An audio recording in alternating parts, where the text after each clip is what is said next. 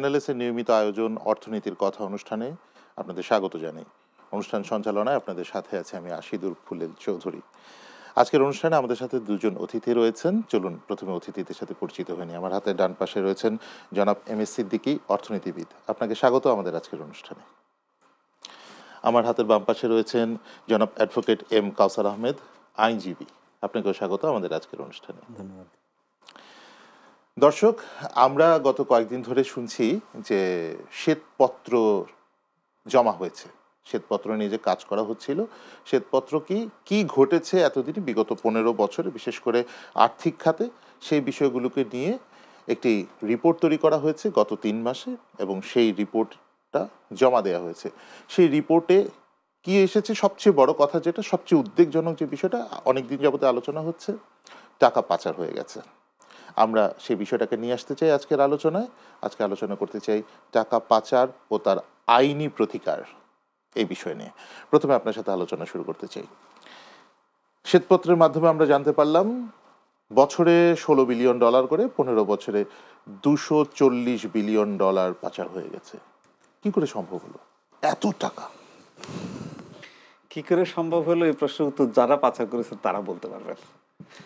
তবে ইন্টারেস্টিং ব্যাপার হচ্ছে যে আমাদের আপনার এই প্রশ্নের উত্তর হচ্ছে, প্রথমত বাংলাদেশ থেকে টাকা পাচার হয়ে যাওয়া সবচেয়ে বেশি সুবিধাজনক। এটা হচ্ছে যে আমাদের আইনি প্রক্রিয়া এবং ম্যানেজমেন্ট, অ্যাডমিনিস্ট্রেটিভ যে কন্ট্রোল, এটা খুবই দুর্বল।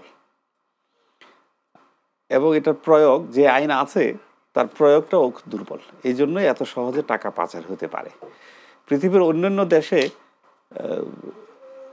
একটা সিস্টেম থেকে টাকা তুলে নিয়ে চলে যাওয়ার এটা খুবই কঠিন কাজ। আমাদের দেশে প্রথমত আমাদের ইকোনমিটা ক্যাশ ইকোনমি। কার কাছে কত ক্যাশ টাকা আছে এটা কেউ জানে না। বাংলাদেশে ইনকাম ট্যাক্স ল বাধ্য করে না টাকার ট্রানজ্যাকশনটা কিভাবে হয়, কোথায় থাকে, এই ব্যাপারে ডিটেইলস রিপোর্ট করতে হয় না ইনকাম ট্যাক্স ডিপার্টমেন্টে।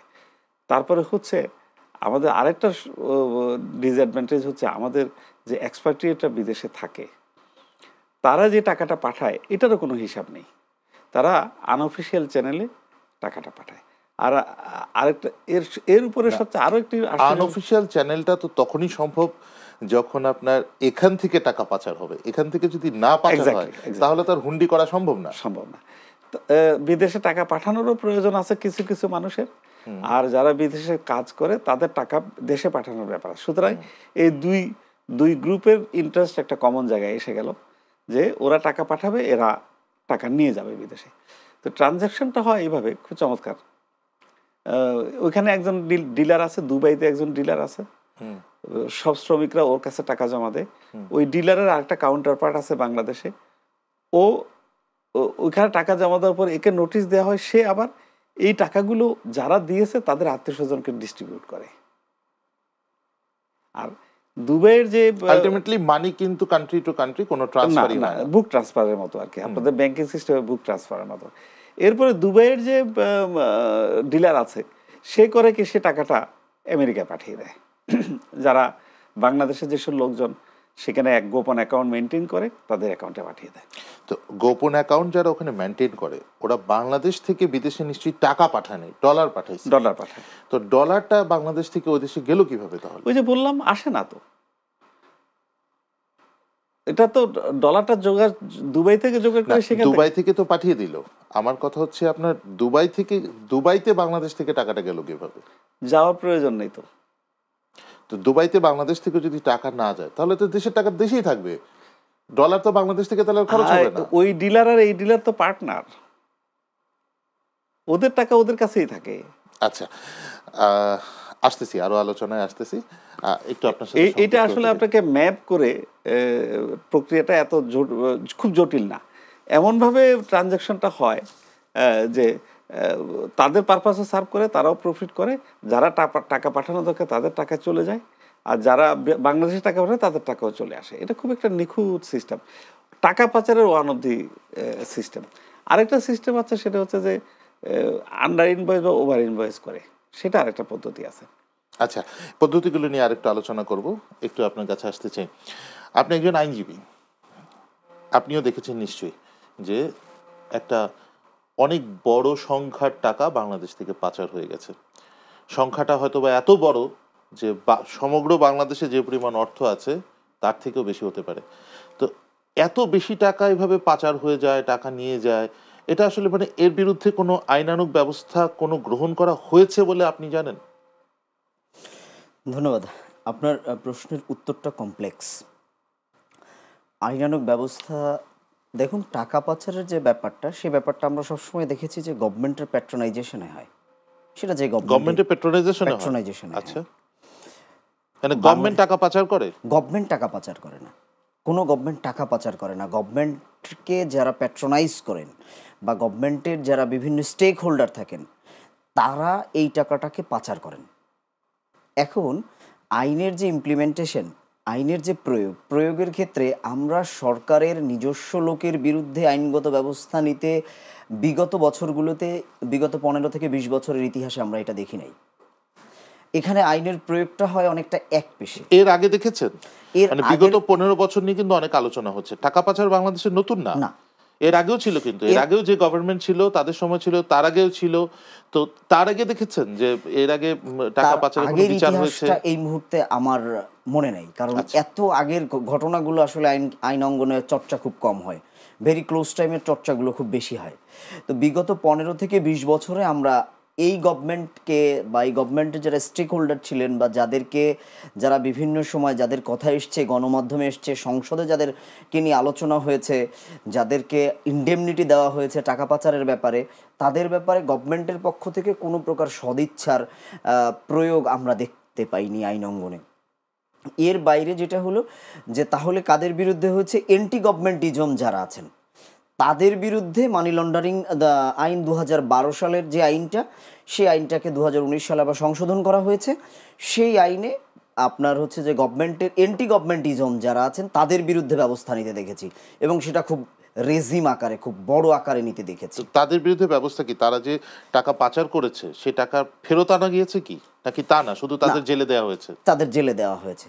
টাকা ফেরত আনার জন্য আন্তর্জাতিক সহযোগিতা প্রয়োজন হয়, গভর্নমেন্টের সদিচ্ছার প্রয়োজন হয়। আমরা গভর্নমেন্টকে এটা বলতে শুনেছি অনেকবার যে একজন রাজনৈতিক ব্যক্তিত্ব অমুকের টাকা ফেরত আনা হয়েছে বা হবে, বাট এরকম বাস্তবিক পক্ষে আমরা এরকম কোনো কার্যকর পদক্ষেপও দেখিনি, এবং বাংলাদেশে যে ফেরত এসছে এরকম কোনো বিষয় আমাদের চোখে এখন পর্যন্ত ধরা পড়েনি।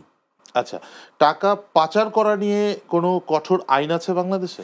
টাকা পাচারের বিষয়টা এখানে খুব স্পেসিফিক একটা আইন আছে, মানি লন্ডারিং আইন 2012। এটাকে বেশ কয়েকবার সংশোধন করা হয়েছে। এর সর্বোচ্চ সাজা কি? এর সর্বোচ্চ সাজা হচ্ছে 14 বছর কারাদণ্ড। তো অনেক অনেক বড়। 14 বছর জেল খাটতে হবে টাকা পাচার করলে। হয়েছে কারো কারাদণ্ড 14 বছর? কেউ খেটেছে জেল টাকা পাচার করার জন্য? আমরা সর্বশেষ দেখেছি ডেস্টিনির যিনি ম্যানেজিং ডাইরেক্টর ছিলেন এবং চেয়ারম্যান যারা ছিলেন, ডেস্টিনি গ্রুপ অফ ইন্ডাস্ট্রিজে যারা ছিলেন, তাদের জাজমেন্ট হয়েছে নিম্ন আদালত থেকে। আর সাজার যে ব্যাপারটা, সেটা তো আসলে কমপ্লেক্স একটা বিষয়। তারা আসলে কি পাচার বেশি করেছিল, নাকি তারা মানুষের সাথে আসলে প্রতারণা করেছিল? না, তাদের বিরুদ্ধে পাচারের স্পেসিফিক অভিযোগ আছে। 12-13 মানি লন্ডারিং আইন 12-13 এবং 14 ধারায় তাদের বিরুদ্ধে স্পেসিফিক এলিগেশন আনা হয়েছিল সরকারের পক্ষ থেকে। আচ্ছা, হ্যাঁ, তো সেখানে তাদের সাজা হয়েছে। এরপরে তারা আপিল করেছেন, অ্যাপিল অ্যালাউ হয়েছে, অনেক জায়গায় লিভ টু অ্যাপিল হয়েছে। বেশ কিছু একটা জটিল প্রক্রিয়া এই সাজার বিষয়টা এনশিওর করার জন্য। একদম ফাইনাল, মানে সহজে সাজা হয় না, সহজে সাজা হওয়ার সুযোগটা খুব কম। তাহলে তো মানি লন্ডারিং হবেই। আমরা তো এই কথা বলেই আসতেছি যে এই আইনে অবশ্যই ত্রুটি আছে, আইনে অবশ্যই ত্রুটি আছে। মানি লন্ডারিং আইন 2012 যেটা পরবর্তীতে 2019 সালে সংশোধন এসছে, পরিপত্র এসছে, কিন্তু সেখানে অনেক বড় বড় ফাঁক বা আইনের ফাঁক ফোকর বলতে যেটা বোঝানো হয় সেই জিনিসগুলো রয়ে গিয়েছে। এর কারণেই সাধারণ মানুষ তো আর টাকা পাচার করে না, যারা অসাধারণ মানুষ তারা এটা করার দুঃসাহস পায়। কারণ টাকা একবার বাংলাদেশ থেকে চলে গেলে এটা ফেরত আনাটা খুব কঠিন বাংলাদেশে, এবং এখান থেকে পানিশমেন্টের যে বিষয়টা, সে বিষয়টাকে সামনে নিয়ে আসা খুব কঠিন। কারণ যারা টাকা পাচার করে তারা সবাই সরকারের না, যে কোনো জায়গার অসাধারণ ব্যক্তি। তারা আইনের ফাঁকটা খুব ভালো বুঝেন, তারা এটাকে এক্সারসাইজ করার চেষ্টা করেন এবং তারা তাদের সর্বোচ্চটুকু দিয়ে চেষ্টা করেন, এবং কোনো না কোনো ভাবে, কোনো না কোনো ক্ষেত্রে তারা সফলকাম হন, এবং এইটাকেই উৎসাহিত করে পরবর্তী টাকা পাচারের ক্ষেত্রে। আচ্ছা, আসলে এই জায়গাটাতে নিশ্চয়ই একটা বাইন্ডিংস আনতে হবে, এছাড়া আর কোনো উপায় নেই। আবারও আপনার কাছে ফিরে আসি। আপনার সাথে আলোচনা করছিলাম যে কিভাবে টাকা পাচার হয়। ওনার কাছ থেকে শুনলাম যে সাজা কি হয়, অনেক বড় সাজা আছে, কিন্তু সাজা শেষ পর্যন্ত হয় না। উনি উনার মতো করে একটা ব্যাখ্যা করলেন।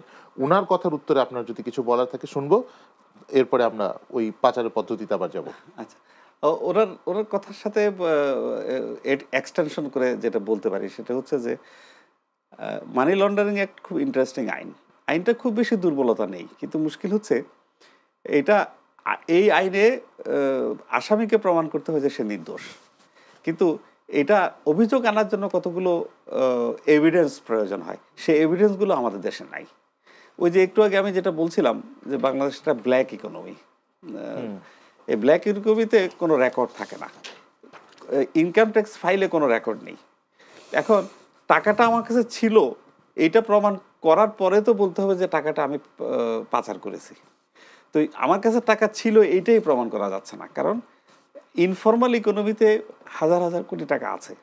আর আরও একটা ইন্টারেস্টিং ব্যাপার হচ্ছে আমাদের দেশে যে টাকা পাচার হয় এর আরেকটা ইম্পর্টেন্ট অপশন হচ্ছে ঘুষের টাকা। আমি যতদূর জানতে পেরেছি যে ঘুষের টাকাটা ইভেন এই রিপোর্টে আছে, আপনার শ্বেতপত্রে আছে, সেটা হচ্ছে যে ঘুষের টাকা লেনদেন হয় বিদেশে। আচ্ছা, যারা ঘুষ দেয় তাদেরকে বলা হয় তুমি আমাকে 100 কোটি টাকা ঘুষ দেবা, আমাকে এখানে ক্যাশ দেওয়ার দরকার নেই, নিউ ইয়র্কে আমার ওই অ্যাকাউন্টে টাকা জমা দিয়ে দাও। আচ্ছা, এখন ঘুষ নিলাম, ঘুষ আমার পকেটে রাখলাম, আমি ব্যাংক অ্যাকাউন্টে রাখলাম, সেখান থেকে টাকাটা আমি নিউ ইয়র্কে পাচার করলাম, তো অনেকগুলো রেকর্ড থাকে। কিন্তু এবিসি যে কোনো একজন মিস্টার এক্স যদি আমার অ্যাকাউন্টে নিউ ইয়র্কে আমার অ্যাকাউন্টে জমা দিয়ে দেয়, তাহলে আমি এটা তো আর আমাকে লিঙ্ক আপ করতে পারবে না, অথবা আমার যে এখানে একটা অ্যাকাউন্ট আছে সেটাই তো প্রমাণ করা মুশকিল হয়ে যায়, কারণ বাংলাদেশে সেই সক্ষমতা নাই। বিভিন্ন আন্তর্জাতিক প্রোটোকল আছে, সেই প্রোটোকলগুলো বাংলাদেশ সিগনেচার করেনি। এন্টি মানি লন্ডারিং অনেকগুলো প্রোটোকল আছে, কনভেনশন আছে, এগুলো বাংলাদেশ সই করেনি।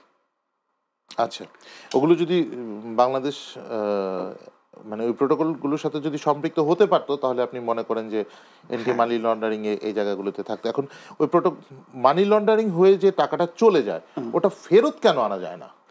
আপনাকে তো প্রমাণ করতে হবে টাকাটা কার, বাংলাদেশ থেকে গেছে এটা প্রমাণ করতে হবে না?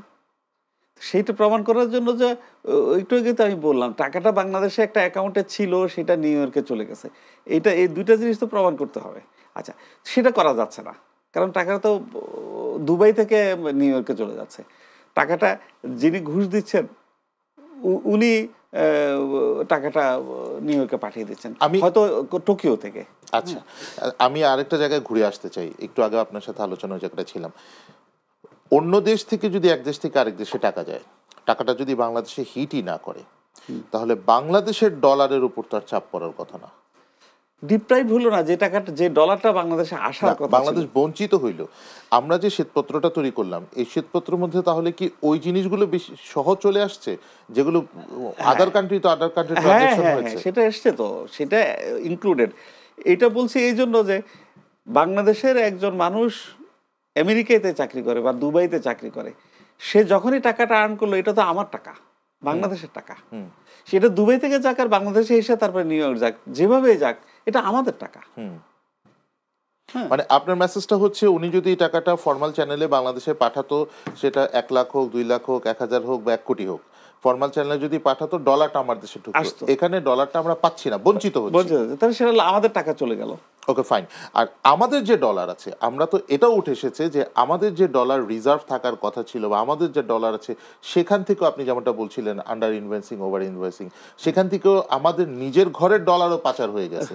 ওইটা যদি একটু ক্লিয়ার করি। হ্যাঁ, সেটা হচ্ছে ওভার ইনভয়েস করে এলসি করলো, $100 একটা জিনিস $150 এলসি করার পরে $50 বেশি চলে গেল, কিন্তু ইম্পোর্ট করার ক্ষেত্রে। কিন্তু একটা জিনিস হচ্ছে যে আপনাকে আরেকটা জিনিস বলতে চাই, এলসি হতো ব্যাংকের মাধ্যমে, এবং সেখানে বিএফআইও আছে এটা মনিটরিং করার জন্য, মানে এই ধরনের কিছু যাতে না হয়, তাহলে কোথায় মনিটরিং? আচ্ছা, সেটাই বলছি। বাংলাদেশে আমরা যখনই টাকা পাচারের কথা বলি, তখন বলি যে মানি লন্ডারিংটা হয় এক্সপোর্ট ইম্পোর্টের থ্রুতে, ব্যবসায়ীরা এটা করে। সবচেয়ে কঠিন কাজ সেটা, কারণ ওটা তো রেকর্ডেড। আপনি একজন ব্যাংকার হিসেবে জানেন কত টাকা আমি এলসি করলাম, সেই রেকর্ড আছে। ওই জিনিসটা আন্তর্জাতিক বাজারে মূল্য কত সেটা রেকর্ড আছে। তো আমি যদি মানি লন্ডারিং করি এটা প্রমাণ হয়ে যাবে না খুব ইজিলি। কিন্তু আগে যে পদ্ধতিটা বললাম যে দুবাই থেকে টাকাটা চলে যায়, এটাতে কোনো রেকর্ড নাই। সুতরাং এই ভুল পারসেপশনটা নিয়ে আসি বলে আমাদের দেশে মানি লন্ডারিংটা বেশি হয়। কারণ আমরা এটা মরিচিকার পেছনে দৌড়াচ্ছি, খালি আন্ডার ইনভয়েস ওভার ইনভয়েসিং বলে বলে খালি সমালোচনা করি, কিন্তু মূল টাকা চলে যায় ওইভাবে। আর আরেকটা যেটা বললাম যে ইয়ের মাধ্যমে যায়, ঘুষের টাকাটা যায়। একজন ব্যবসায়ী উনি টাকা আর্ন করেন, উনি সে টোকিওতে রাখেন, যিনি সরকারি টাকা আর্ন করে টোকিওতে কিভাবে রাখবেন? বাংলাদেশে যদি আর্ন করেন সেম পদ্ধতিতে যায়। আচ্ছা, গেল এখানে রাখলো। আর উনি যখন বিজনেস করতেছেন বাংলাদেশে তখন কর্মকর্তাদের ঘুষ দেন। তখন ওনাকে বলা হলো যে না আপনি আমাকে নিউ ইয়র্কে দিবেন, তখন টোকিও থেকে সে টাকাটা ওখানে পাঠানো হয়। আমি একটা এক্সাম্পল দিচ্ছি আর কি। এইভাবে মানি লন্ডারিংটা হয়। তার মানে আমাদের ইকোনমিটা, আমাদের ইনফর্মাল ইকোনমিটা একটা আন্তর্জাতিক রূপ পেয়ে গেছে। মানুষজনের, বাংলাদেশের মানুষের প্রচুর লোকের বিদেশে অ্যাকাউন্ট আছে, হ্যাঁ, সব পেশার লোকের আছে, তারা সেখান থেকে লেনদেন করে। আর মানি লন্ডারিং এর আরো কতগুলো ব্যাপার, ছোট ছোট ব্যাপার, সেটা কিন্তু এত, যেমন চিকিৎসার জন্য যাই, মিলিয়ন মিলিয়ন ডলার চলে যাচ্ছে। একটা মানুষের চিকিৎসা করতে একজন শিল্পী সিঙ্গাপুর থেকে ক্যান্সার চিকিৎসা করে এসে ঢাকা এয়ারপোর্টে বললেন যে আমার সহযোগী শিল্পীদের কাছে আমি কৃতজ্ঞ, তারা আমার চিকিৎসার জন্য 1 কোটি টাকা দিয়েছে। এখন আপনি বলেন, সে শিল্পীকে যদি বলা হয় আপনি সিঙ্গাপুরে চিকিৎসা করেছেন, আপনাকে 1 কোটি টাকা দিয়েছে, তাহলে বাংলাদেশ থেকে টাকাটা সিঙ্গাপুরে গেল কি করে হসপিটালে দেওয়ার জন্য? প্রশ্নটা কি করা যায়? এই প্রশ্ন কিন্তু আমরা করি না। তো কতভাবে বিদেশে টাকা চলে যাচ্ছে আমাদের। কিন্তু ট্রিটমেন্ট পারপাস তো মনে হয় আপনি টাকা নিতে পারবেন, হসপিটাল অ্যাকাউন্টে ট্রান্সফার করতে পারবেন থ্রু ব্যাংকিং চ্যানেল, সেটা পারমিশন নিয়ে। কিন্তু যেই টাকার পারমিশন বাংলাদেশ ব্যাংক দেয়, এই টাকার দিয়ে বাংলাদেশের 10% চিকিৎসার খরচ জোগাড় হয় না। আচ্ছা, তো সুতরাং পুরো টাকাটাই তো মানুষ হুন্ডি করে নিয়ে যায়, মানি লন্ডারিং করে নিয়ে যায়। এরকম অনেক অসংখ্য এক্সাম্পল দেওয়া সম্ভব। এবং এই ব্যাপারে ওই যে উনি বললেন যে প্রয়োগের কথা বললেন না, যে আমরা তো যারা চিকিৎসা করে তাদেরকে ধরেন, দুবাইতে বাড়ি আছে, মালয়েশিয়াতে বাড়ি আছে, আমেরিকাতে বাড়ি আছে, কানাডায় আছে, সারা পৃথিবীতে বাড়ি আছে। তো ওদের এই বাড়িগুলো বাবা তোমরা কিভাবে করেছো, টাকা কোথায় পেয়েছো, হিসাব দাও। ওরা তো ওই দেশেরই সরকারকে একটা হিসাব দিয়েছে যে আমি এইভাবে টাকা জোগাড়। তো বাংলাদেশের নাগরিক সে, তো তাকে তো এই প্রশ্ন করতে হবে, তুমি কোথা থেকে পেয়েছো এই টাকা, হিসাব দাও। নাই, কারণ এটা করা হয় না। তো টাকার হিসাব দিতে না পারলেও তো কোনো শাস্তি, কি শাস্তি? শাস্তি আছে, কিন্তু সেটা তো আমরা সিস্টেমের ভিতরেই নাই। হ্যাঁ, আমরা তো এই প্রশ্ন করি না। আচ্ছা, তার মানে আপনার মূল মানে এই জায়গা থেকে বের হওয়ার জন্য আপনি মনে করেন যে কি ইমপ্লিমেন্ট করলে এখান থেকে অ্যাটলিস্ট একটা ভালো রিলিফ পাওয়া যাবে? প্রথমত আমাদের এই ক্যাশ ইকোনমিটাকে একটা ফর্মাল ইকোনমিতে আনতে হবে। এখন সেটা তো কোনো ট্রানজাকশন ক্যাশ ট্রানজাকশন হতে পারবে না। আমরা যে বাড়িঘর কিনি, হ্যাঁ, 2 কোটি টাকা দিয়ে একটা অ্যাপার্টমেন্ট কেনা হলো, ক্যাশ ট্রানজাকশন হচ্ছে। এটা কি করে 2 কোটি টাকা ট্রান্সফার হয়? কি সুটকেসে করে নিয়ে যায় আমরা দলিল করার জন্য রেজিস্ট্রি অফিসে? না, পে অর্ডার নিয়ে যাই। পে অর্ডার নিয়ে যাই। পে অর্ডারটা করার আগে টাকাটা কোথায় রেখেছিলাম? 2 কোটি টাকা। আপনাকে খুব সহজে এই প্রশ্নটা করা যায় যে আপনি পে অর্ডার যখন করবেন একটা ব্যাংকে, দেখা যাচ্ছে যে আপনি এক ব্যাংক থেকে আরেক ব্যাংকে নিয়ে যেতে পারেন, হয়তোবা এনবিআর এর কাছে আপনি যে ব্যাংক অ্যাকাউন্টের স্টেটমেন্ট দিয়েছেন ওই ব্যাংকে আপনি টাকাটা রাখেন অন্য ব্যাংক থেকে। যদিও বলা হচ্ছে যে সেই প্রশ্নটা করতে হবে, সব ব্যাংকের স্টেটমেন্ট জমা দিতে হবে। গুলশানের একটা অ্যাপার্টমেন্টের দাম 6 থেকে 7 কোটি টাকা। যিনি কিনলেন উনি 7 কোটি টাকা, আবার ওইখানে ফাঁক আছে, রেজিস্ট্রেশন হয় কিন্তু 50 লাখ টাকায়। 7 কোটি টাকার অ্যাপার্টমেন্ট সরকারি বিধি মোতাবেক সেটা 50 লাখ টাকা রেজিস্ট্রেশন হয়। এটা তো রেজিস্ট্রেশন তো হয় যে মোজা রেট আছে, মোজা রেট অনুযায়ী। তো তার মানে কি সেটা এনকারেজ করে, ব্ল্যাক মানিকে এনকারেজ করে, ইনফরমাল ইকোনমিকে এনকারেজ করে। গভর্নমেন্ট তো বলতেছে আপনার এখানে রেট আছে 50 লাখ টাকা, আপনি 6 কোটি টাকাতে কেন কিনবেন? তো কেন বলে সরকার? নিজের আত্মঘাতী এই সিদ্ধান্ত কেন সরকারের? আচ্ছা, তারপরে মানি লন্ডারিং অ্যাক্ট অনুযায়ী, এই যে আইনজ্ঞ আছে, মানি লন্ডারিং অ্যাক্ট অনুযায়ী যে কোনো 6 কোটি টাকার ট্রানজ্যাকশন হলো, সরকারের রাইট আছে, বাংলাদেশ ব্যাংকের রাইট আছে বলার তুমি এই 6 কোটি টাকা কোথা থেকে আর্ন করেছো, আর্ন করার পরে টাকাটা কোন ব্যাংকে রেখেছো, সেই ব্যাংক থেকে টাকা তুলে তুমি হাউজিং কোম্পানিকে 6 কোটি টাকা দিয়েছো, এই ট্রানজ্যাকশনটা আমাকে দেখাও। সেই প্রশ্ন করা হয় না আমাদের দেশে। ওকে, নাইস। আমরা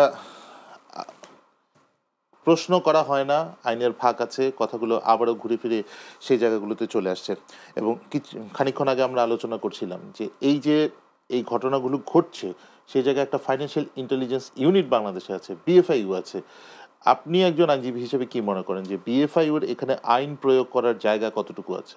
আচ্ছা, এটা দুইটা প্রেক্ষাপট। বাংলাদেশের যতগুলো আইন করা হয়েছে প্রত্যেকটা আইনকে ওভারল্যাপিং করা হয়েছে অন্য আইন দ্বারা। আমাদের স্টেক হোল্ডার অনেক, যেমন বিএফআইইউ একটা স্টেক হোল্ডার, তিনি কারো না কারো কাছে অ্যাকাউন্টেবল, আলটিমেটলি সবাই গিয়ে গভর্নমেন্টের কাছে অ্যাকাউন্টেবল। বিএফআইইউ যদি কাজ করতে যায় তাহলে সবসময় আমরা দেখেছি, তাদের সাথে কথা বলে দেখেছি ইন্টারনালি, তারা যে প্রশ্নটা করে যে এমন এমন রাঘব বোয়াল যাদের বিরুদ্ধে সংসদ সদস্যরা কথা বলতে পারে না, বিএফআইইউ তাদের বিরুদ্ধে কিভাবে কথা বলবে?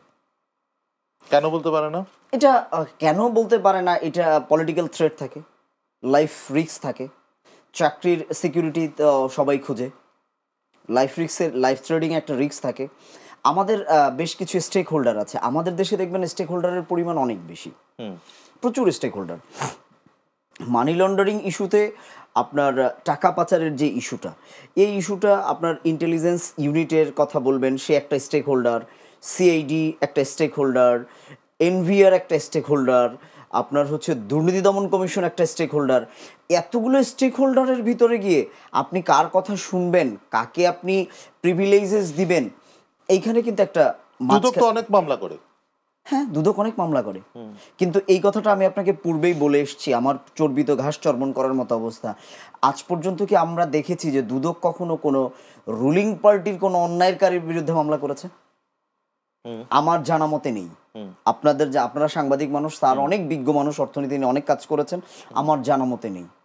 আর দুদকের মামলাগুলোতে আমরা ম্যাক্সিমাম সময় মামলা পরিচালনা করতে গিয়ে দেখেছি, মামলাগুলোতে ওখানে গিয়েও ঘুষের লেনদেন হয়, ট্রানজ্যাকশন হয়, কোড আনকোড।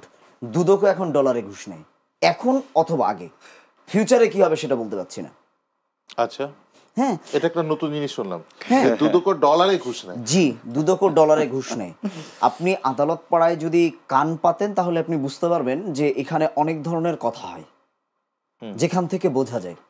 তা আমরা যখন মানি লন্ডারিং এর মামলাগুলো করতে গিয়েছি তখন দেখেছি স্পেসিফিক এভাবে কংক্রিট ভাবে এসছে যে উনি আমাকে এই তদন্তকারী কর্মকর্তা বা অমুক ইনভেস্টিগেটিং অফিসার, অমুক আইও, দুদকে যে ডলারের লেনদেন হয়, আমি আপনাকে সর্বশেষ একটা কথা বলি, পুলিশের ডিআইজি মিজান সাহেবের যিনি তদন্তকারী কর্মকর্তা ছিলেন মোজাম্মেল হক, তিনি টাকা নিয়েছেন, দুদকের কমিশনার ছিলেন, তিনি টাকা নিয়েছেন, পুলিশ প্লাজায় দোকান নিয়েছেন ঘুষ হিসেবে, উৎকোচ হিসেবে, এবং সে পরবর্তীতে এটার বিরুদ্ধে মামলা হয়েছে, সেই মামলায় তিনি তার সাজা, কনভিকশন হয়েছে, সাজা হয়েছে।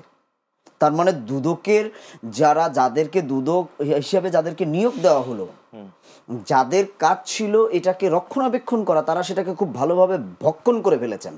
প্রত্যেকটা ইনস্টিটিউশনস, বিএফআইইউর কথা বলেন, আপনি দুদকের কথা বলেন, সিআইডির কথা বলেন, পুলিশ সম্পর্কে বাংলাদেশের মানুষের পারসেপশনই খারাপ। একটা জেনারেল পারসেপশনস আছে যে আমি যদি রুলিং পার্টিতে থাকি এবং আমি যদি টাকা দিতে পারি তাহলে পুলিশ আমার সব পকেটে। এটা সিআইডি তো আর পুলিশের বাইরের কেউ না, সিআইডি পুলিশের একটা বিশেষায়িত ইউনিট। হ্যাঁ, তো এখন সিআইডি যদি কাজ করা, মানে মানি লন্ডারিং এ সিআইডি যদি কাজ করা না করলো, তাহলে কে করবে? বিএফআইইউ করবে, আপনার হচ্ছে দুদক করবে। আজ পর্যন্ত রাজস্ব বোর্ডের যে কাজগুলো, বা আপনার হচ্ছে যে এনবিআর যে কাজগুলো করে, এনবিআর দেখবেন যে কিছুদিন পর পর গভর্নমেন্ট চেঞ্জ হওয়ার পরে অথবা অন্য কোনো ইস্যুতে তারা বিভিন্ন 5 স্টার হোটেলে যাবে, অথবা অন্য কোনো, মানে এখন যারা ক্ষমতায় নাই এরকম কোনো মানুষ বা অন্য দলের কেউ আছে, তাদের বিজনেস প্রতিষ্ঠানে যায় বলবে 500 কোটি টাকা আমার ভ্যাট বাকি। এই ভ্যাটটা এতদিন কেন চাওয়া হয় নাই তার কাছে? আপনি কিসের ভয়ে ছিলেন? গভর্নমেন্ট তো আপনাকে প্রোটেকশন দিয়েছে, গভর্নমেন্ট তো এই ভ্যাট আদায় করার জন্য আপনাকে টাকা দিয়েছে, বেতন দিয়েছে। আপনি মাসের পর মাস যে গভর্নমেন্টকে ফাঁকি দিয়েছেন, বাংলাদেশের 17 কোটি মানুষকে ফাঁকি দিয়েছেন। এই ব্যাপারে কোনো অ্যাকাউন্টেবিলিটি নেই। এই অ্যাকাউন্টেবিলিটিগুলো মনে হয় নিয়ে আসার সময় হয়েছে এখন নতুন বাংলাদেশে। নতুন অনেক কিছুই সংস্কারের কথা চলছে, হ্যাঁ, এই জিনিসগুলো তো নিঃসন্দেহে সংস্কার করতে হবে। আমরা শ্বেতপত্র নিয়ে যে আলোচনা করছিলাম সেখানে আমরা পাচার হওয়ার বিষয়গুলো দেখলাম। $240 বিলিয়ন, সংখ্যায় লিখতে মনে হয়, টাকায় লিখতে খুব কষ্ট হবে। ওটা টাকায় যদি সংখ্যায় লিখতে হয়, এটা পড়তেও খুব কষ্ট হবে যে এটা আসলে কত টাকা। আচ্ছা, এখন আসি, তার পাশাপাশি আরও একটা জিনিস এসেছে, আমাদের ব্যাংকিং খাত। আমাদের ব্যাংক খাতের মধ্যে বলা হয়েছে যে অনেকগুলো ব্যাংক আসলে ডেথ সাপোর্ট দিয়ে বাঁচিয়ে রাখা হয়েছে, লাইফ সাপোর্টের মতো। তো আসলে ডেথ সাপোর্ট দিয়ে বাঁচিয়ে রাখা হয়েছে, বাঁচিয়ে রাখা আসলে যাবে? কি মনে হয় আপনার কাছে? বাংলাদেশের যতগুলো সরকার দেখলাম স্বাধীনতার পর থেকে, সবাই একই পলিসি, সেটা হচ্ছে যে কোনো একটা ব্যাংককে আমরা বন্ধ হতে দেব না। আপনার আমার মেমোরি পলিসি তো এটা হচ্ছে, আপনার ব্যাংক বন্ধ হয়ে গেলে গ্রাহকের সমস্যা সমস্যা তো গ্রাহকের জন্য। সেজন্যই প্রত্যেকটা ব্যাংকেরই তো হাজার হাজার গ্রাহকরা ক্ষতিগ্রস্ত হয়, দেশের অর্থনীতি ক্ষতিগ্রস্ত হয়। তবে পৃথিবীর বিভিন্ন দেশে ব্যাংকরাপ্ট হয়, ব্যাংকগুলো বন্ধ হয়ে যায়। এটাতে এখন ওই দেশের ব্যাংকগুলোতে তো ইন্স্যুরেন্স করা আছে, গ্রাহকদের অসুবিধা হয় না, গ্রাহকরা টাকা পায়, তার টাকাটা পায়। কিন্তু বাংলাদেশে তো ইন্স্যুরেন্স 1-2 লাখ টাকা, সমস্যা তো ওইখানে একটা বড় সমস্যা। এখন সেই ব্যাংকগুলোকে বাঁচিয়ে রাখার, যেমন আমরা বিসিসিআই ব্যাংক ছিল এক সময়, এটা কিন্তু ব্রিটিশ ব্যাংক। সারা পৃথিবীতে বিসিসিআই ব্যাংক বন্ধ হয়ে গেল, বাংলাদেশে যে কয়টা ব্রাঞ্চ ছিল এগুলোকে দিয়ে নতুন একটা ব্যাংক করে ফেললো, ইস্টার্ন ব্যাংক লিমিটেড। এটা মৃত ব্যাংকের থেকে এটা নতুন একটা ব্যাংক হলো।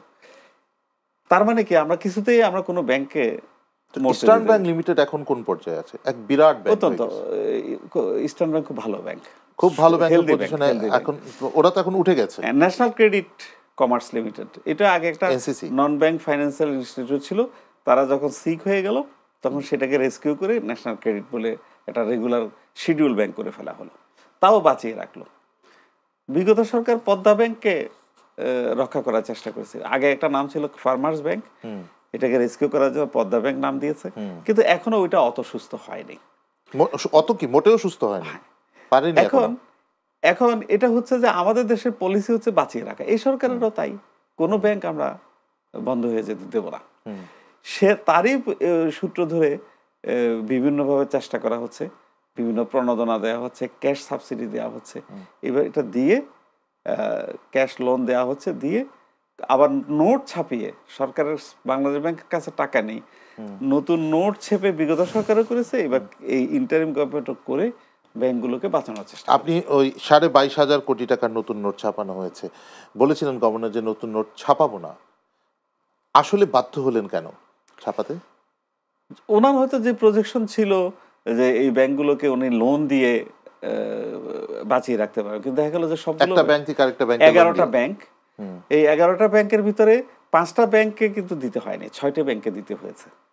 আর 5টি ব্যাংক কিন্তু নোট ছাপিয়ে দিতে হয় না, তারা নিজেরা লোন নিয়েছে, বাংলাদেশ ব্যাংকের গ্যারান্টির এগেইনস্টে অন্য ব্যাংক থেকে লোন নিয়ে তারা ব্যাংকগুলো চালাচ্ছে। তার মানে কি, ওয়ান স্টেপ অ্যাহেড ওরা। তো এটা একটা পজিটিভ দিক, এটা বুঝলাম যে তারা নিজেরা লোন নিয়ে ব্যাংক চালিয়ে ওই টাকাটা ফেরত দিতে সক্ষম, এইরকম একটা প্রজেকশন দেখা যাচ্ছে। কিন্তু 6টা ব্যাংকে দিতে হলো 22,000 কোটি টাকা, এটা দিল না দিয়ে ওই পলিসি ঠিক রাখতে পারবে না। এই টাকাটার ইমপ্যাক্ট আমাদের মুদ্রাস্ফীতিতে হবে না? অবশ্যই আমাদের মূল্যস্ফীতিতে হবে না। তবে সাথে সাথে গভর্নর একটা কথা বলে দিয়েছে, বন্ড ইস্যু করে এই টাকাটা আবার মার্কেট থেকে তুলে নেবে, তাহলে আর এটার কোনো ইমপ্যাক্ট বাংলাদেশের ইকোনমিতে পড়বে না। আচ্ছা, একটা জিনিস বলি, এই যে বলা হয়ে থাকে যে আপনি মার্কেট থেকে টাকা তুলে নিলাম, আবার টাকা ছাড়লাম, তারপরে আপনার রেট অফ ইন্টারেস্ট চেঞ্জ করে এভাবে মুদ্রাস্ফীতি নিয়ন্ত্রণ করা যায়, আসলে বাংলাদেশে এই মেকানিজমগুলো কতটুকু কাজ করে? কারণ আমরা তো দেখি জিনিসের দাম বাড়লে আর কমে না। আচ্ছা, মানুষের জীবন মান আস্তে আস্তে কমতেছে, উঠতেছে খুব কম মানুষের। আপনি ঠিকই বলেছেন। আসলে সারা দুনিয়াতে এই মনিটারি পলিসিটা, ইন্টারেস্ট রেট বাড়িয়ে দেওয়া, টাকার সংকোচন, এগুলো খুব ভালো কাজ করে। কারণ হচ্ছে উন্নত বিশ্বে আমেরিকান ইকোনমিতে ওদের এখানে ক্রেডিট কার্ডের লোন, হাউস ফিনান্সের লোন, পার্সোনাল লোন, এগুলো হলো বেশি। আমাদের দেশে তার রিভার্স, আমাদের দেশে ইন্ডাস্ট্রিয়াল ফাইন্যান্সটা বেশি, হিউজ অ্যামাউন্টটা অনেক বেশি, অনেক বেশি। ক্রেডিট কার্ড বা অন্য হাউজিং লোন খুব কম, খুব কম। সুতরাং মুদ্রা সংকোচনের নীতিটা পুরোপুরি কাজ করে না, সরাসরি মার্কেটে ইম্প্যাক্ট হয় না, বরং ব্যবসায়ের কস্ট অফ ডুইং বিজনেস বেড়ে যায়।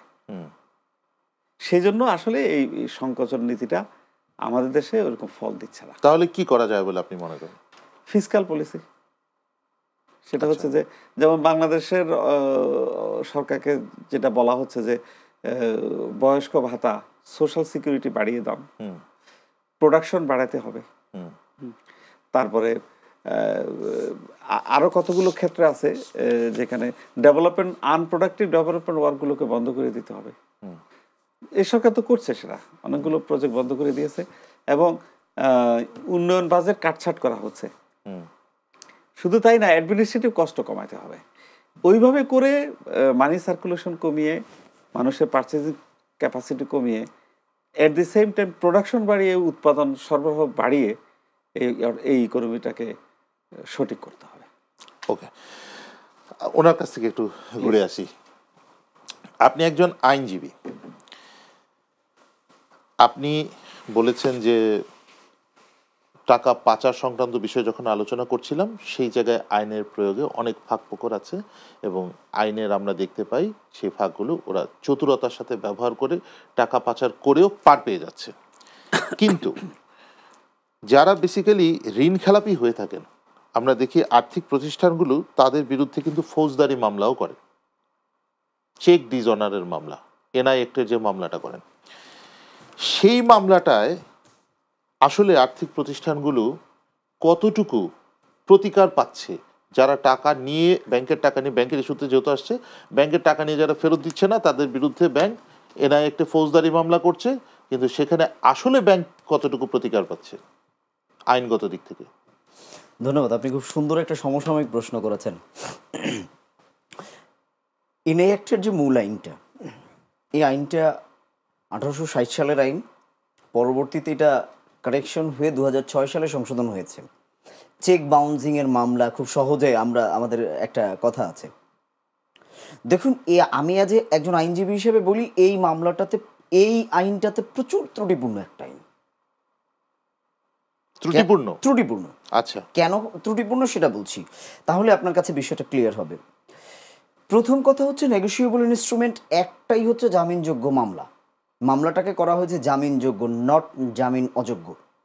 এখন জামিনযোগ্য মামলায় একজন বিচারকের দায়িত্ব হচ্ছে, জামিনযোগ্য মামলায় কেউ যদি এসে জামিন চায় তাকে জামিন দিয়ে দিতে হবে, এটা তার কনস্টিটিউশনাল রাইট।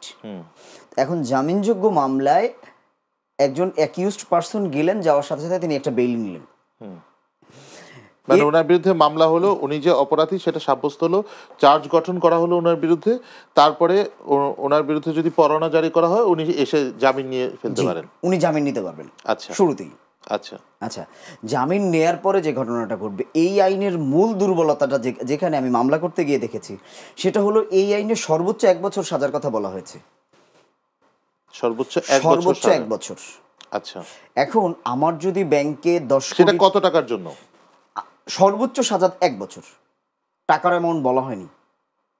তো আমরা তো দেখি যে আপনার ফাইন্যান্সিয়াল ইনস্টিটিউশনের হয়তো একটা সিঙ্গেল চেকই আছে 200 কোটি টাকার। হ্যাঁ, 1 বছর। আর 2 লাখ টাকার মামলা হলে 1 বছর। তাহলে এখানে জাজমেন্ট আসলে কি হলো? আমি আপনাকে, মানে কথাটা তো আমি আপনাকে প্রথমেই বললাম যে এই আইনটা যে ত্রুটিপূর্ণ, এটা 2006 সালের করা আইন। আচ্ছা, তারপরে আপনার কথা বলুন। তো এখন যদি আপনি ফর সিকিং আর্গুমেন্ট, আপনি যদি কিছু টাকা, মানে আপনার যদি সদিচ্ছার অভাব থাকে যে আপনি টাকাটা ব্যাংকে ফেরতই দিবেন না, তাহলে ব্যাংক আপনার কি করবে? এনআই অ্যাক্টের মামলা বা চেক বাউন্সের মামলা দিয়ে আপনার বিরুদ্ধে সর্বোচ্চ সে 1 বছরের সাজা কনফার্ম করতে পারবে। আদালতেরও তো হাত পাও বাঁধা, আদালতও তো এর বাইরে গিয়ে আইনের ব্যত্যয় ঘটিয়ে কোনো জাজমেন্ট দেওয়ার তারও সুযোগ নেই। তিনি 1 বছরের সাজা দিলেন, আপনি চিন্তা করলেন যে আমি 1 বছর কোনো মতে চোখ নাক বুজে জেলে থেকে আসবো, যদি থেকে আসে তাহলে কি আর টাকা ফেরত দিতে হবে না? এখন এখানে আরেকটা ইন্টারেস্টিং কোশ্চেন আছে, সেটা হলো যে উনি যদি থেকে আসেন তাহলে তো ওনার একটা কনভিকশন হয়ে গেল, হয়ে গেলে যেহেতু ওনাকে জেল পরোয়ানায় পাঠানোই হয়েছিল 1 বছরের জন্য, 1 বছর পরে ওনাকে বাংলাদেশের কোনো জেলখানা আর রাখবেন না, ওনাকে জেল থেকে রিলিজ করে দিবেন, দ্যাট ইজ দ্য বিধান। এরপরে যে ঘটনাটা হবে, এখন এই 200 কোটি টাকার জন্য হোক আর 1 লাখ টাকার জন্য হোক, এখানে আবার অ্যানাদার কোর্ট ফি দিয়ে অ্যানাদার একটা মামলা করতে হবে। সেই মামলাটা হচ্ছে জারি মামলা। এইটা করতে গিয়ে এই যে 1 বছর সাজা, এই 1 বছর সাজাটা কনফার্ম করতে গিয়ে ঢাকার আদালতে কমপক্ষে 5 থেকে 7 বছর সময় লাগে। 7 বছর সময় লাগে? 5 থেকে 7 একটা বছর। মানুষ টাকা নিয়ে চলে গেল, সে টাকা ফেরত দিল না, ওকে অপরাধী সাব্যস্ত করতে 7 বছর সময় লাগে। প্রাথমিক অপরাধ। তাহলে 7 বছর তো ফ্রি ঘুরতেছে সে। জি, আমি এই জন্যই আইনটাকে ত্রুটিপূর্ণ বলেছি। এরপরে ব্যাংক আর একটা কাজ করে, সেটা হচ্ছে যে ব্যাংক কিছু সিকিউরিটি মর্টগেজ যে জিনিসগুলো রাখে, সেটার জন্য তাকে অর্থঋণ আদালতে মামলা করতে হয়। অর্থঋণ আদালতে যখন মামলা করতে হয় তখন তাকে একটা সার্টিন পোর্শন কোর্ট ফি দিয়ে মামলা করতে হয়।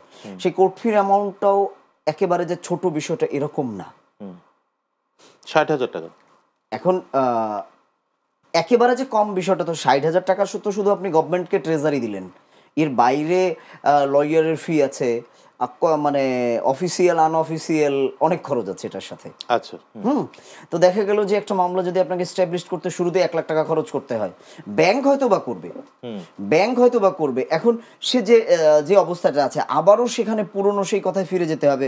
সেটা হলো যে যদি ওই লোন গ্রহীতা কোনো পলিটিক্যাল পার্সন হয়ে থাকেন, তাহলে ওনার ওই প্রপার্টিগুলো আপনার হচ্ছে যে নিলাম করাটাও খুব অস্বাভাবিক একটা কাজ হয়। যখন নিলাম প্রক্রিয়াটা ব্যর্থ হয়ে যায়, তখন তো বল সব সময় ওই অ্যাকিউজড পার্সনের কোর্টে চলে গেল। সে বলবে পারলে নিলাম করে নিয়ে নাও।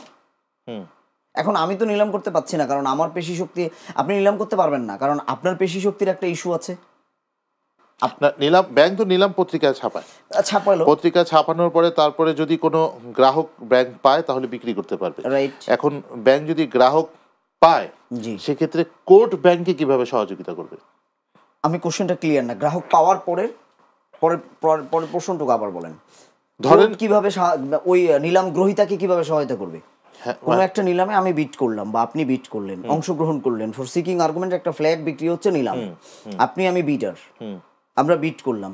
কোর্ট যে কাজটা করবে সেটা হচ্ছে যে কোর্ট আমাকে, ওনার কাছ থেকে তো কোর্টের মানে ব্যাংকের পাওয়ার অফ মর্টগেজ পাওয়ার নেওয়া আছে, ব্যাংক তখন হচ্ছে যে আদালতের মাধ্যমে এটাকে দলিল করে বোঝায় দিবে আমাকে।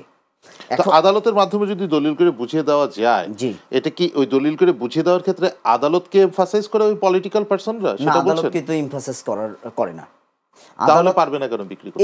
এরপরে হচ্ছে যে রিভোকেশনের একটা বিষয় আছে। ওখানে তো সামওয়ান কেউ একজন বসে আছেন, আদালত তো আমাকে বুঝিয়ে দিয়েছে, আদালত আমাকে কি করেছে, আমার নামে দলিল করে দিয়েছে, আদালত নিজেই আমার নামে দলিল করে দিয়েছে, আদালতের ক্ষমতাপ্রাপ্ত কেউ একজন আমার নামে দলিল করে দিয়েছেন। এখন এই ফ্ল্যাটটা তো খালি না, মর্গেজ দেওয়া যে ফ্ল্যাটটা, ব্যাংকের কাছে যে ফ্ল্যাটটা মর্গেজ দেওয়া আছে, এই ফ্ল্যাটটা তো খালি অবস্থায় নাই, কেউ না কেউ ভাড়া আছে, অথবা অন্য ধরুন খালিও থাকতে পারে, যেমনই থাকুক প্রপার্টি, যেমনই থাকুক, কারো না কারো দখলে তো আছে, অকুপাইড অবস্থায় আছে। এইটাকে যদি দখল মুক্ত করতে হয় আমাকে তাহলে অ্যানাদার একটা মামলা করতে হবে। আচ্ছা, আমাকে দখল মুক্ত করতে হলে অ্যানাদার একটা সিভিল মামলা করতে হবে। এখন এটা করে যদি ফ্রি অবস্থায় পাওয়া যায় তাহলে হয়তো বা বিল্ডারের লাভ, আদারওয়াইজ আপনি দেখবেন যে প্রচুর বিজ্ঞাপন আসতেছে বন্ধকি সম্পত্তি নিলামের, এত বেশি বিজ্ঞাপন আসার পরেও বিক্রি হচ্ছে না কেন, টাকা আদায় হচ্ছে না কেন? টাকা আদায় না হওয়ার পিছনের কারণ হচ্ছে এগুলো, ব্যাক স্টেজের কারণ হচ্ছে এগুলো, যে বিডার চাইলেও সবসময় বিট করতে পারে না। বিডারকে চিন্তা করতে হয় যে কার সম্পত্তি, কে ফ্ল্যাটটা মর্গেজ দিয়েছে, ওই ফ্ল্যাটে এখন কে দখলে আছে, আমি ওখানকার পেশি শক্তি দ্বারা ওইটাকে নিতে পারবো কিনা, আমি পুলিশ দিয়ে মানে বিডারকে ওটা নিতে হবে। এটা কি ব্যাংক আদালতের মাধ্যমে তাকে বুঝিয়ে দিবে না? ব্যাংক তো আদালতের মাধ্যমে সত্য বুঝাই দিল, দখল তো না। আচ্ছা, ঠিক আছে, ওকে। সরজমিনে দখল তো আলাদা একটা ইস্যু। ওকে, ফাইন। মানে উনি এত কথার মাধ্যমে যেটা বোঝাতে চাচ্ছেন যে এই আইনি জটিলতার কারণেই এই জায়গাগুলোতে এই সুযোগগুলা পাচ্ছেন যারা টাকা পাচার করছেন অথবা ব্যাংকের থেকে টাকা নিয়ে ফেরত দিচ্ছেন না, সেই সুযোগগুলো পাচ্ছেন। আরও একটা বিষয় আমাদের শ্বেতপত্রে এসেছে যে 6,75,000 কোটি, যেটা কিন্তু আপনার বলা হচ্ছে যে 2 লক্ষ কোটি বলা হচ্ছিল কয়েকদিন আগেও মন্দঋণের পরিমাণ 1,73,000, 1,87,000 কোটি, 85,000 কোটি। তো এই জায়গাটাতে 6,75,000, মানে টাকাটা অনেক বেশি বেড়ে গেল, 4 গুণের মতো প্রায় বেড়ে গেল। এইটা আসলে যদিও মন্দঋণ না, ওনারা বলেছেন ভঙ্গুর ঋণ, যে এই ঋণগুলো মন্দঋণ হয়ে যাওয়ার সম্ভাবনা আছে বা হয়ে যেতে পারে, ভঙ্গুর অবস্থায় আছে। এত এত এই বিরাট একটা অংশ, এর সাথে বলেছেন যে 25 থেকে 30% মন্দঋণ হয়ে যাওয়ার সম্ভাবনা আছে। আদৌ ব্যাংক খাত আসলে কিভাবে টিকবে বলে আপনি মনে করেন? এই জায়গা থেকে আসলে কি আমাদের দেশ মুক্তি পাওয়া মানে পাবে কিনা আপনার কি মনে হয়? পেতে তো হবেই, যেভাবে হোক এটা আদায় করতে হবে। তবে আপনারা আদায় করার প্রসেসটা এতক্ষণ শুনলেন যে আদায় করা যাচ্ছে না, আইনগত জটিলতার কারণে আদায় করা যাচ্ছে না, মানে আইনের আশ্রয় নিয়েও যাচ্ছে না, এমনি তো টাকা যাচ্ছেই না। রিকভারির সবচেয়ে খারাপ পদ্ধতি হলো কোর্টে যাওয়া। আর সবচেয়ে ভালো পদ্ধতি পারসুয়েশন করে তো কাজ হচ্ছে না, তখন কাজ হচ্ছে না বললে তো হবে না, আপনাকে করতে হবে। আচ্ছা, করতে হবে, এটা ব্যাংকারদের দায়িত্ব। আপনি যখন লোন দিয়েছেন তখন আপনি সেভাবে লোন দিয়েছেন কেন? যার বিজনেস নেই তাকে লোন কেন দিলেন? যার ঠিকানাই নাই তাকে লোন দিয়েছেন। তারপরে টাকা রিকভারি করার মতো সম্ভাবনা নাই, সে পাওয়ারফুল লোক, তাকে আপনি কেন লোন দিয়েছেন? আর সেকেন্ড জিনিস, পাওয়ারফুল ছাড়াও আপনি একটা জিনিস দেখেন যে যখন একজন বড় ব্যবসায়ী দেখতেছেন যে ওনাকে আইন মানে ব্যাংকের টাকা ফেরত না দিলে কি হবে, সেই ব্যাপারটা ভোগ করতে হবে অনেক পরে গিয়ে। অনেক বছর এখানে লেনদি করা যায়, উনি অনেক বছর নিশ্চিন্তে থাকতে পারেন, তাহলে উনি পার্সুয়েশনের টাকা এটা কোনো প্রফেশনাল ব্যবসায়ী করে না। আপনার এই কথার সাথে আমি একমত না। প্রফেশনাল ব্যবসায়ী করে না, আপনি এটা প্রফেশনাল ব্যবসায়ী যদি না করে থাকেন তাহলে এত ইচ্ছাকৃত ঋণ খেলাপি কেন হচ্ছে? এটা তো আপনার অ্যাজাম্পশন করার কথা। একটি কোম্পানি কদিন আগে দেখার ব্যাপারে দেখলাম, 1 মাস আগে রেজিস্ট্রেশন হয়েছে একটা কোম্পানি, তাকে একটা ব্যাংক উইদাউট এনি সিকিউরিটি 900 কোটি টাকার লোন দিয়েছে। পত্রিকার প্রথম পাতার নিউজ। সেটা হয়তো বা একটা বিশেষ মানে একটা বিশেষ শিল্প গোষ্ঠী, একটা বিশেষ শিল্প গোষ্ঠী, তাদের নিজস্ব ব্যাংক, তারা নিজেদের ব্যাংক থেকে নামে বেনামে ঋণ নিয়েছে, সেটা ভিন্ন বিষয়। সেটা আছে, মানে শুধু সেইটা না, এছাড়াও তো আর অনেকগুলো ঘটনা ঘটতেছে। কথাটা বলি আমাকে, সেটা হচ্ছে যে আমাদের দেশের টোটাল পদ্ধতিটাই হচ্ছে ডিফেক্টিভ। আমরা লোন দেওয়ার সময় আমরা ধরে নেই যে ওরা তো টাকাটা দেবে না, ওরা তো দেওয়ার প্রয়োজন নেই। আর টাকাটা রিকভারির প্রশ্ন আসলে আমি নিজে কোনো চেষ্টা করি না, আমরা মামলা করে দিই। মামলা করে দিলে ব্যাংকারদের দায় দায়িত্ব শেষ। না, মামলা করার আগে কিন্তু ব্যাংক অনেকগুলা পারসিউশন করে। আপনি মামলার ফাইল ঘাটলে দেখবেন যে সেখানে ও 5 বছর ধরে ওর বাসায় যাচ্ছে, চিঠি দিচ্ছে, 10টা চিঠি রিসিভ করছে। চিঠি তো কোনো পারসিউশন নয়, সেটা বলছি বলেন। সেটা হচ্ছে যে আপনি নিজে ব্যাংকার, তো সেজন্য আপনার মনে হচ্ছে যে আপনার বিরুদ্ধে বলছি। আসলে সত্য কথা বলতে চাচ্ছি। সেটা হচ্ছে যে ব্যাংকের লোন দেওয়ার একটা সুপারভিশন বা মনিটরিং বলে একটা কথা আছে। আপনারা কি আপনাদের টাকাগুলো দেওয়ার পরে মনিটরিং করেন? একটি কোম্পানিকে আপনি 900 কোটি টাকা দিলেন, স্যাংশন লেটার পাওয়ার পর দিন আপনি তার টাকাটা তার ফান্ড অ্যাকাউন্টে ক্রেডিট করে দিলেন, সে এক চেকে 900 কোটি টাকা তুলে নিল। থিওরিটিক্যালি সম্ভব, প্র্যাকটিক্যালি কি সম্ভব 900 কোটি টাকা এক চেকে তুলে ফেলা? না, কিন্তু আমাদের দেশে সেই রেকর্ড আছে। 900 কোটি টাকা তো আর ব্যাংকের ভল্টে থাকে না, সেটাই ট্রান্সফার করতে পারে সে একটা অ্যাকাউন্ট থেকে আরেকটা অ্যাকাউন্টে। আপনি 900 কোটি টাকা একটা ব্যাংকে যদি, একটা কোম্পানিকে যদি আপনি লোন দেন, সেখানে দেখা থাকবে যে 400 কোটি টাকার ওয়ার্কিং ক্যাপিটাল আসবে, 50 কোটি টাকা বেতন, এইটার সাপ্লাই হবে, ট্রান্সপোর্টেশন কোম্পানিকে এটা দেবে, এরকম একটা সাজানো একটা গল্প আছে, ফিজিবিলিটি রিপোর্ট যেটা। তার মানে পুরো টাকাটা একসাথে লাগার কথা না, প্রয়োজন হওয়ার কথা না। এটা আস্তে আস্তে আস্তে কোথায় যাচ্ছে আপনি দেখবেন। ব্যাংক কি সেটা মনিটর করে না কোনোদিন। এই প্রথমত এটা শুরুতেই এটা ডিফল্ট হওয়ার একটা ট্রেন্ড থাকে, এটা চলে যায়, ডিফল্ট হয়ে যাওয়ার মতো প্রসেসের ভিতর দিয়ে চলে যায়। এইরকম একটা ডেলিভারির প্রসেসে সকলে মিলে সহযোগিতা করার পরে সেই টাকাটার আপনি বলছেন ওরা তো টাকা দেয় না, ও টাকা দেবে কেন? আপনি তো টাকা দেওয়ার জন্য, আপনি টাকা ফেরত নেওয়ার জন্য তাকে টাকাটা দেননি।